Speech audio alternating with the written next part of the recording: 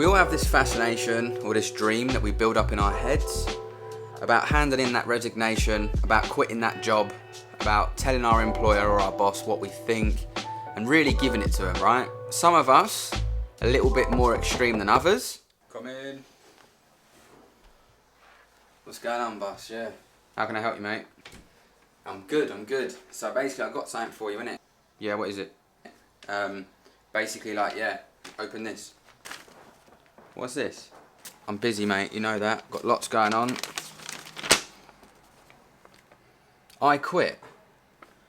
What do you mean I quit? Because of you, bruv! Sandra over there looking all freaking flash, yeah? Always grassing on me to the boss if I'm late.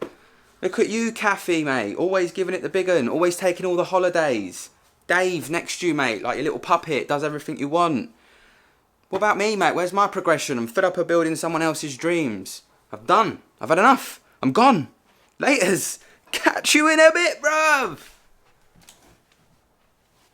Over the last sort of 2 years, I've been asked many a time, Alb, when should I leave my job? Alb, when do I need to leave my 9 to 5? Alb, when's the best time to do it? What do I need to have in place? And I just figured I'd do a video sharing my experiences of leaving my 9 to 5 job, jumping into the real world of being self-employed and the uncertainty of it, and share what I believe probably the correct way, in my opinion, to look at leaving a job or how you can implement a job and business kind of side by side. I just want to share that this journey genuinely humbled me a lot. It taught me things that I would never have experienced if I'd stayed in my comfort zone. And I'm one that believes that you should always get out your comfort zone. It's where the best work is done.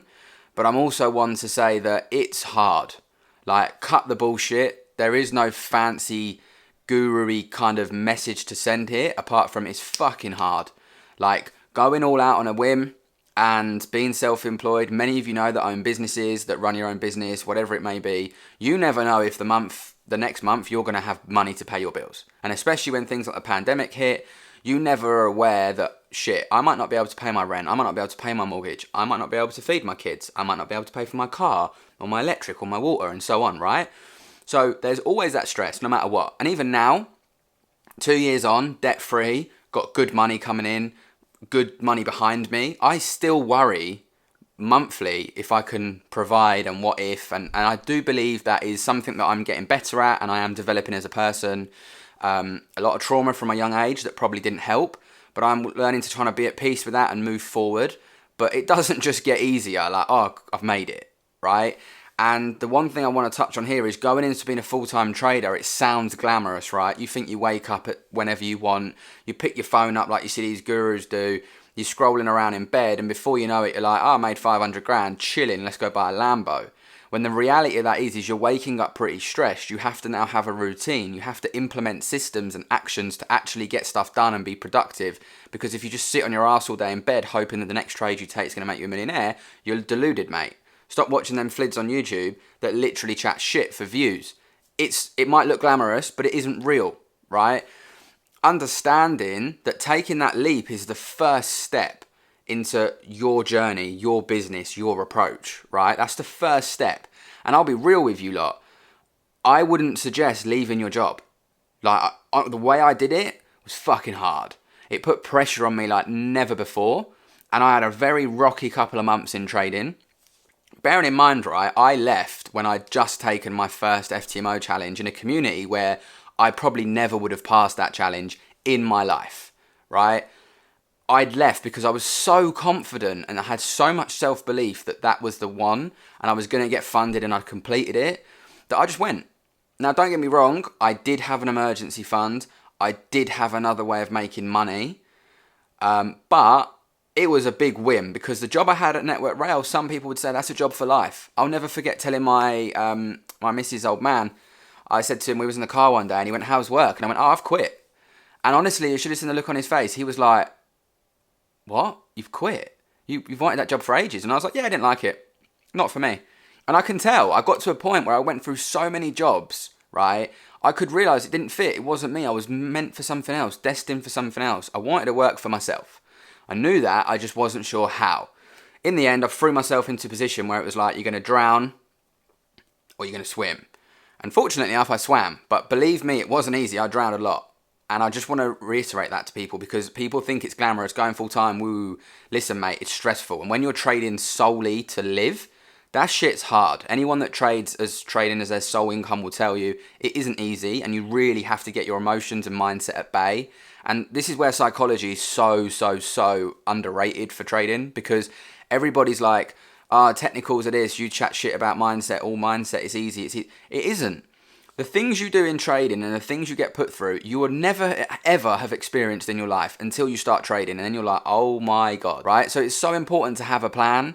It's so important to remember that going that full time, can you delay it? Do you need to go full time? These are all the questions you have to ask, because as someone who's done it, you might sound hypocritical me saying to you, don't quit, right? But can you do it another way? Can you find a way to reduce your hours? Can you work from home some days? Can you find a job that works maybe in the evenings or maybe in the mornings to allow you to trade one of the sessions? Can you perhaps look at setting up a side hustle as well? It's what I did. Can you have like a side hustle that makes money? Can you have another stream of income? Do you have a business at current? Like, there's so many other things you need to look at. Do you have an emergency fund? Like, for me, I know some people say emergency fund 3 months, 6 months, should be fine.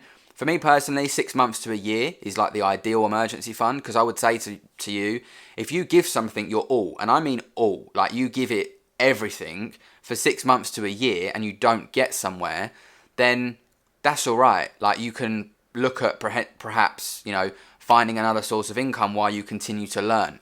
Everybody's journey is different in how quick it takes you to pick things up.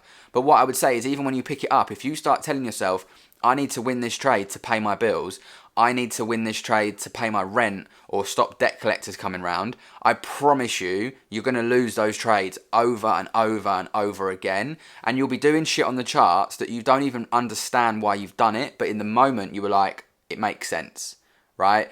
I promise, if you can hold off, if anyone's here and they've got a good job, just try and hold off. I didn't like my job, right? I generally didn't like it, and it was quite high risk. Working on a railway at night, passing trains going past you, conductor rails, electricity, lifting real heavy stuff. I remember looking around at some of the guys there and the older guys and thinking, that ain't for me. I don't want to do that. I was missing a lot of time with the kids because I was sleeping till like 3, 4 in the afternoon. I wasn't able to take them to school, all that stuff, right? So I made a decision best for me, and I threw myself into something. But like I said, I had an emergency fund and I had a side hustle, which helped me. And then the side hustle I slowly just let go of, right? Which was basically dropshipping. It was going good. But like I say, once trading started to gain traction, I kind of let that go. Probably should have kept it going because it was actually decent income. And I've got some other incomes set up as well. Obviously, I have hustle as well, trading. But it's taken 2 years to get to that point. And then it's taken the 4 years prior to that to getting smashed about, losing loads of dough, and all these things that, I'm trying to use this channel and platform to give you an insight into videos I wish I had, because all the videos I used to watch leaving your 9 to 5 were, go for it, man, quit that job, you'll be fine, follow these signals, you'll be in a Lambo. I used to fall for it all. I've been there, I've done it, I've fucked it. Like, I can't stress enough how many times I felt like quitting, and it was due to the fact that money, unfortunately, governs us.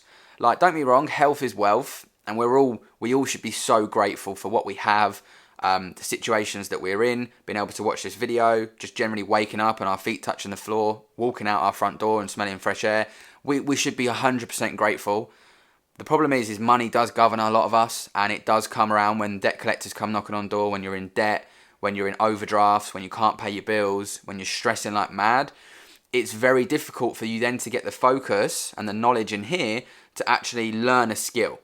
And that was what I found. It was very hard, right? But one of the biggest things that helped me was, like I said, one, knowing that I was okay for a bit with money. But two, was when I actually started to realise, right, you've done this, you've made a decision, and you need to be at peace with this shit, right? For me, uncertainty is far better than unhappiness. I'm not about to live unhappy. What I do is a representation of me, and it reflects on the kids. The last thing I want them to remember is daddy was always moping about because of money. Fuck that shit. Like, I'm not about to do that. So I said, look, you got a decision to make. You're gonna go for it. Implement systems, waking up at certain times, focusing on the charts, learning the skill myself. It's all well and good learning bits from people, but the true shift for me was when I fully realised that to actually get somewhere in this, I had to make sense of all the trade knowledge in here myself.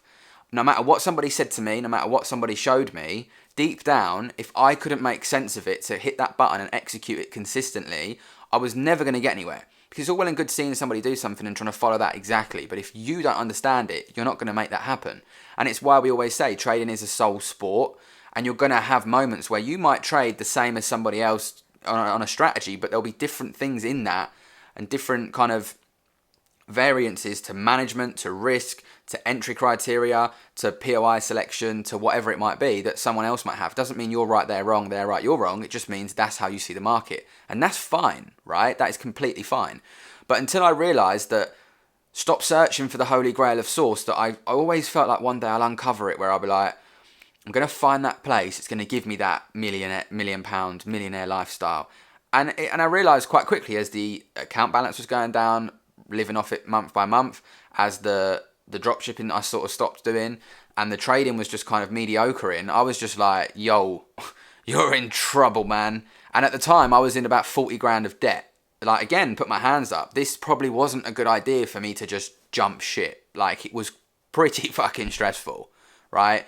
And like I say, I want to reiterate, this whole fantasy of just quitting your job, don't get me wrong, if you hate your job, right, and you're not happy, then fucking leave. And if you find yourself in a situation just building somebody else's dream all the time, which is what I felt like, you know, I read a quote the other day, it was like, you're never going to earn enough from your boss to live next door to your boss, or something like that. And I'm like, fucking hell, like that is the shit. Like, you're not. Your boss he's employed you to do a job, and you're doing that job, but you're never going to earn as much money as them. But you also, at the time, you believe, they got it fucking well easy, mate, look at them. But then what you don't realise is those people are stressing every day that, are they going to make enough money to pay everybody that they've employed? Are they going to be able to cover their overheads? Can they afford their rent? Can they afford their mortgage? Just because they've got a big business earning good money, they also have loads of staff that they've got turnover going to that also will affect them mentally, which is why some bosses are miserable, which is why some bosses are stressed. Because just because you've got that doesn't mean that your outgoings probably haven't gone up and your overheads haven't gone up. So they were things that I didn't realise until I actually became a business owner myself and was like, whoa, it's not all fucking boats and hoes, champagne on yachts. Like, there's actually a lot of stress to this. And sometimes being employed in a cushy job is easier because you can shut off at 5 o'clock and you're like, yeah, I don't care. Being a business owner, you can be up till all hours of the morning dealing with shit that is your shit. No one else is going to deal with that shit for you. So again, these are all little things you don't realise at the time. Now, you might say with trading, like, what is there to fucking worry about, mate? But there's so many different things. There's so many systems you have to implement. The understanding of a strategy can take years. And then you've got to make your spin on it. Because again, like I said, not everybody, the way they relay it to you and teach it is going to completely make sense, right? And I've had the beauty of being able to help and coach many thousands of people now over the last 2 years. And what I've noticed is, although I teach the same way to each person will grasp it in a slightly different manner and then implement their spin on it, and then they're off doing their thing. And look, you know what, big ups, because these last few weeks I've had so many messages from people saying, like, they're smashing funding, they're doing this, they're doing that, and it's amazing to see. And look, like, when you understand that trading is a business and you need to think of it like that business, all of a sudden shit changes. Like, believe me, shit changes. But if you just focus on, I want to leave my job, I'm going to be a full-time trader, and you think it's that glamorous lifestyle of trading in your boxers or your knickers, and then getting back into bed, having a chef bring you up a meal, you're wrong. Like, honestly, you are wrong. So I want people to understand that there is no perfect time to do anything. There is never a good time to quit your job. There is never a good time to start investing. There is never a good time to start trading. You can start now. You can start to learn the skill. I know work can get in the way, and I fully respect that. And some people are working 12, 14-hour shifts. Big ups to you. And I know it's very hard to try and find the time. What I would say is just do your best. See if you can reduce your hours if you're good. But also work on things like clearing any debts, getting out your overdraft, paying off any loans, paying off any credit, all those little things as well. Like, work on removing them. Try and bring your outgoings down. Do you spend stuff monthly on shit you don't need?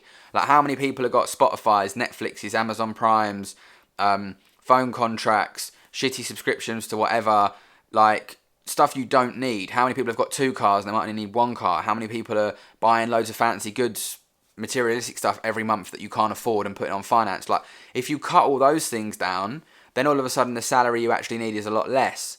But it's so important, like, I can't stress it enough. If you just quit your job and go and trade, and think you're going to make it, I'm sorry, it's going to be fucking hard.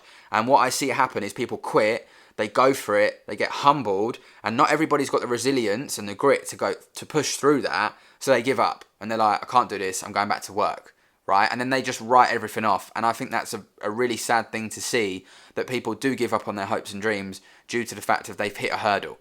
I cannot explain to you the amount of things I've hit, bounced off, and gone, fucking hell, I don't know what I'm going to do. I'm here, I made it, I did it. Do you know what I mean? 100% strike rate on life. Like, you are here, you've made it this far. How many times have you hit something and then it's gone, I don't know what I'm going to do? And then you go, fucking straight through that, mate, move on, and then something else happens, and then something else happens, and something else, and that's life. It's up and fucking down. But I was seeing something again the other day, I think it's Elon was talking about it. It's like 5 days, right, of people's like life, and what they see is like this, fucking up and down, right? 5 years is just like that.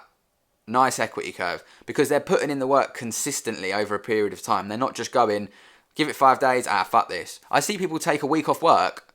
I did it. You take a week off work, you smash trading, you're like, I've killed it, completed it, mate, fucking chilling, boom, you quit. Next week, fucked it. Like, you need to be sensible about this. It's a big decision, it's your life. You can't just go, I've quit, I'm done, don't care. Because what happens when those bills come through? What happens when those outgoings need to be paid? What happens when you've got to put food on the table? What happens when your kids, if you've got kids, are like, Daddy, I need new stuff for school, or Daddy, I need this, or Mummy, I need this, or Mummy, I need that, and you're like, I can't do it, what am I going to do? Like, it's so important to understand there's so much more to being full-time. It's a full-on job. And my best advice to anyone is, if you can run it with a job you already have, or you can run it with a business you already have, or you have other means of income, then bang on, like, go for it.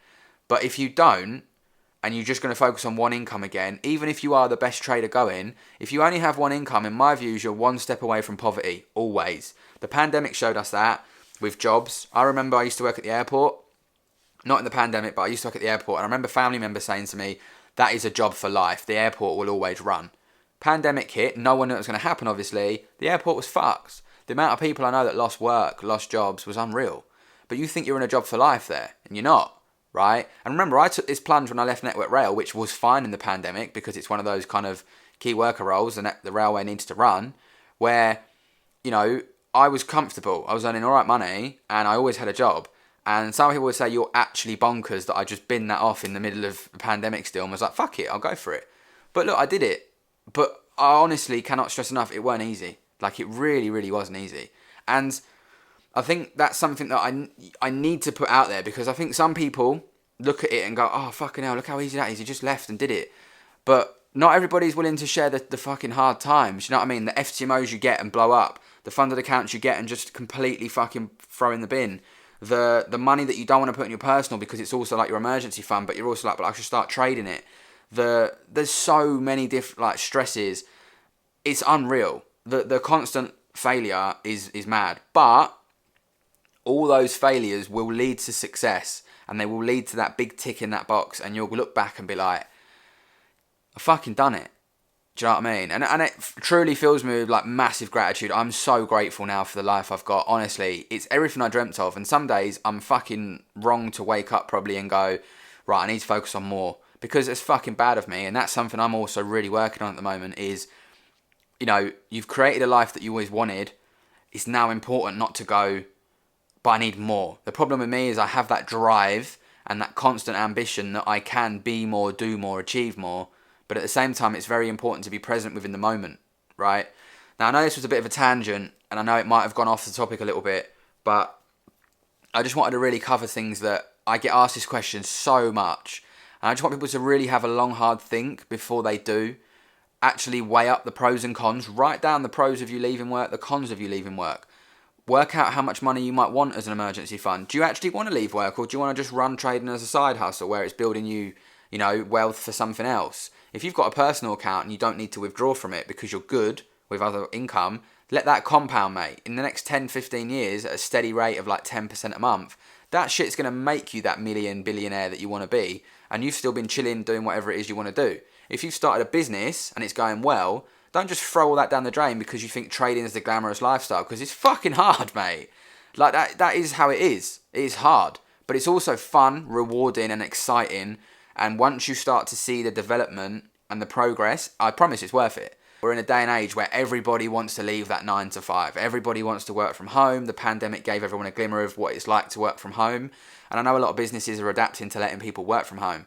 But I know also many people want to work from home, making their own money and cut out the middleman, cut out the boss that takes their cut or whatever. Look, listen, when you start making loads of dough, the tax man is like, wagwan. He's on you. So just remember things like that as well. It's very easy to get lost in numbers and you start working out, you're like, oh my God, 10 grand, 20 grand, 30 grand. I have 100 grand in 6 months. Brilliant.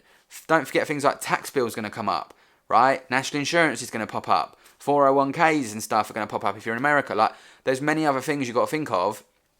It's not all just, I'm going to be a trader, chilling, quit, bye. You know, like at the beginning of the video, shut the door, I've left. You run down them stairs, you're feeling buzzing.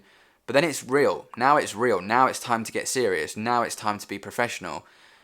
I can't tell you when to go, but what I can do is give you the advice and some guidance on how you could go and what you could do if you want to or don't want to go, how you can still trade. Some of the best traders don't trade every day. I think this is something that I realised only like the last sort of year ago was I was trying to trade. I believed being a trader was like 8 hours, 10 hours a day chart time, right? Now, why do I want to go from a 9 to 5 where I'm potentially stuck doing something I don't want to do for 8 to 10 hours to then basically just staring at a screen all day for 8 to 10 hours, fucking up my posture, getting bad eyesight, getting headaches, and wasting a load of money because you're taking shit trades because you're like, I'm a trader, I've got to trade. When actually, one of the biggest skills that I learned was discipline and patience. Because if you can be disciplined, you can be patient, and you can wait for the right shit to come your way, you'll have a whale of a time, mate, with making money. You'll have a whale of a time with making consistent profits. But you've got to be disciplined, you've got to be patient. Again, skills that we don't really have as humans. In this day and age, we're not patient. Everything's like that. But trading isn't like that. You will lose money like you've never lost money before if you're a nutter in trading.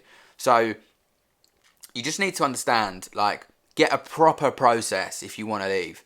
Build up a real concrete proof process. And look, even with that process, you're going to get challenges, battles and shit that you're going to be like, oh my days, I don't know what to do. But you'll find it, you'll dig deep and you'll find the answer. But you have got to understand it isn't easy. But it's rewarding. And I know many of you watching this are probably in a similar position. And like I say, you can always reach out. I try and get back to everyone as much as possible. But in no way am I qualified to tell you when to leave work. That's not me. That's for you to decide. And yeah, I just want to make that clear because it's a big thing. If you're somebody that has no kids, no missus, no boyfriend, no commitments at all, not even maybe animals, and it's just you, then you might be able to take that plunge, especially if you're living at home still. You might be able to take that plunge and go, look, my parents have got me, discuss it with them, I'm going to pursue this, maybe get a part-time job or look at other ventures I can set up. Like I've said before, Patreon accounts, Amazon dropshipping, eBay dropshipping, index funds, bloody affiliate links, social media marketing, social media influencing, YouTube channel, albeit it takes a lot of graft, content creation. Like, there's so many things you could put yourself out there for if you have a skill online nowadays to make some money from it to then help you while you're paying your bills. If you're somebody that has, like myself, kids, rent, misses, cars, and had debts and stuff, you're going to need more of an income. So understand, it comes down to one, responsibilities. What do I have and what do I need to achieve and earn each month, right? Because I know people say don't focus on money, and you shouldn't, but at the same time, you know what you need each month to live. So you need to understand, how can I make that, right? Can I get that from this? If you're a college student or a uni student and you're just looking for a side hustle with trading, brilliant. Try and fit it in around your exams. Don't just bust out of uni. I had this conversation with Riz on the podcast. If you haven't watched it, check it out. Where we were saying, you know, you've got more chance getting things like a diploma or a degree, getting a better job that can pay you more money than you have just dropping out and basically doing what I did, where I just tried to wiggle my way into different jobs. And look, I got some good jobs and I was good at talking, I was good in interviews, and I was able to get jobs that probably I shouldn't have got. But not everybody can do that. So understand that if you've got that degree, it instantly puts you above somebody else. People were getting jobs I went for above me because they had the actual qualifications. I remember applying to be an aircraft engineer. No qualifications, but I was like, I'll figure it out. And they were like, nah, look, big man, you can't come and work on planes like that. And I was like, why not? But all I was doing was chasing money. I just was looking at the figures. I'd go on Indeed, I'd scroll, I'd find the money, find a salary that was good and be like, cool, that'll do, 60 bags. Yeah, chilling, mate. The reality of it was I weren't getting a 60 bag job. Like, it weren't happening because I needed that kind of qualification. So, again, all these different factors will come into it, and it's very personal to you. It would be wrong of me to say, yeah, quit your jobs, fuck it, let's go, guys. That would be the worst fucking advice I can give. And I'm starting to realise that the audience I have, I need to ensure that I'm giving the best advice I possibly can, but understanding that it isn't like gospel, Alb said I've got to quit, I'm quitting. I'm giving you my views and trying to share my story, and it's a video that I wish I had when I'd look to do it. Because look, I never live in like the, I wish I could go back and change it all, because look, the way things led for me, I'm here now because of the decisions I made. Everybody's where they are because of decisions they made. You could go back and change something, it could change where I'm sitting right now. I wouldn't want to do that. What I am saying is, I've kind of got this resilience and this grit to just keep going. And sometimes it's good, sometimes it's bad. That's what helped me get through. If you can avoid that and you can do it a better way, a more sort of systematic approach, right? Military plan, it will be easier for you. But some people like taking risks too. So yeah, this video's gone on way longer than it should have. My apologies. But I hope there's been some value in this, guys. Drop in the comments any videos you want to see. I'm really trying to deliver the videos around other factors rather than just going on a chart and going, this is how you trade. There are thousands of people doing that. I personally don't believe that's what people need. People need hard facts on other aspects of what it's like being a trader, what it's like being a parent, what it's like being a business owner, what it's like being someone that's been in loads of debt, what it's like being... I feel like all these things are much more real life situations than just saying to you, guys, look, I bought an AP... I've got a Ferrari on order, Lambo helicopters coming next week, I can do it, you can do it, let's go. I just feel like that's not right, and I feel like me just sharing loads of trade stuff, i.e. here's supply and demand, here's that, it wouldn't also be fair on people that are paying members of Hustle. I have shared some trade stuff, and if you go through the bottom of my channel, there's plenty of stuff on there that can get you started. There's plenty of other things on YouTube, people taking exact same concepts and just remaking their own video on it. There's plenty of information out there. What you've got to ask yourself is, with all that information, why are people not getting anywhere? Because they're not focusing on the actual mental aspect and the psychological aspects of trading. They're too focused on the glamorous RR shit, which, that ain't for me. I'm not about to start turning my channel into that. I dropped a video on investing as well, because many of you asked about that. One of the worst videos I've ever got view-wise. Don't know what happened there, but if you haven't watched it, I recommend checking it out. It's the last video I posted prior to this one. Let me know what you want to see more of. Peace and love, guys. Have a good one.